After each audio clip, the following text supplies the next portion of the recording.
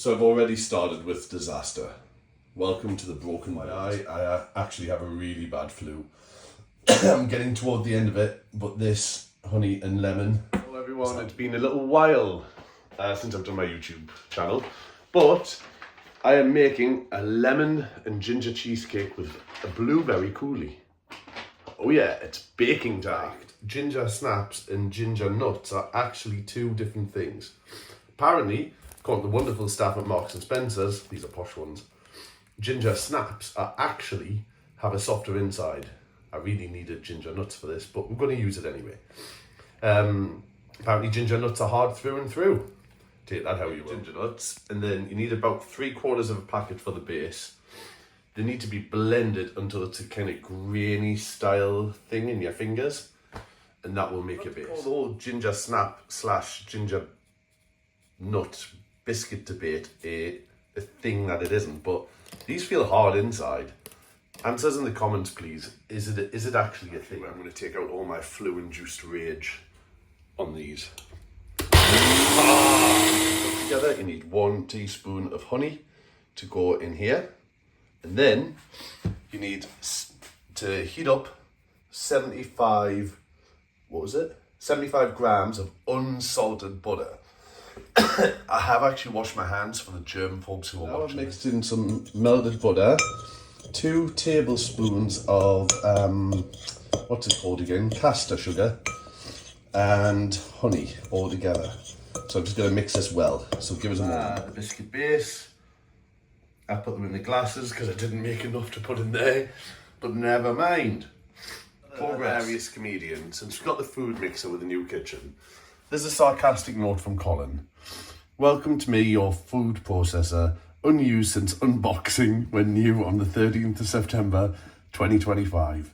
Well, Colin, today I'm going to prove you wrong. Putting the bases in the fridge to chill. I've now zested 2 lemons. Used the cheese grater, that was fun. And squeezed the juice out of those 2 lemons into a lemon squeezer. Make sure there's no pips, and we move on to the next stage where we use the mixer. Or blender will do. Double cream, about 300 or below milliliters will do. You pour it into your blender or your mixer, and you've got to kind of whip that until it's thick. It sounds like my sex life. You thought I would never, ever, ever use it, did you? Ha! Ha! Add in 2 packets of mascarpone cheese. So 250 grams. And you whack them in there and you mix it in with the double cream. It's time to add in the zest and the juice into it. Okay, so the trick is here is to start adding caster sugar, because you want this to get to the sweetness level that's just right for you. So you gradually add it in, mix it in, add it in, mix it in, keep stopping, having a little taste, and see if it's right. And if you're happy with that level of sweetness. We're never going to win an art award, but ta-da! The mixture has gone in. And if you can present it better than I can, then the base and so on and so on and so on. But got blueberries on the top, which means it's time for the blueberry coulis to go with it. So for this, you just need blueberries, put in a blender, and then you need 1/3 cup or 50 grams of caster sugar to put in with it, and that gives it the sweet tangy taste.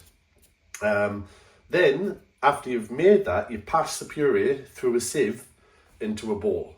That should then come out lovely. You refrigerate it, and then that's to go with your cheesecake to kind of pour on as a puree. Not as a puree, a coulis. Oh damn, I'm coming out the tail end of a flu here, but never mind. Let's go. I have come for your blood. Thrown out the sieve. So I borrowed it from Carol next door. Carol, you are a star and you get a mention on my YouTube channel. Cheesecakes and the coulis are complete. That's just ready to pour on, funneled in into with the funnel everyone said I would never use, I've used. So the cheesecakes and the blueberry coulis are now ready.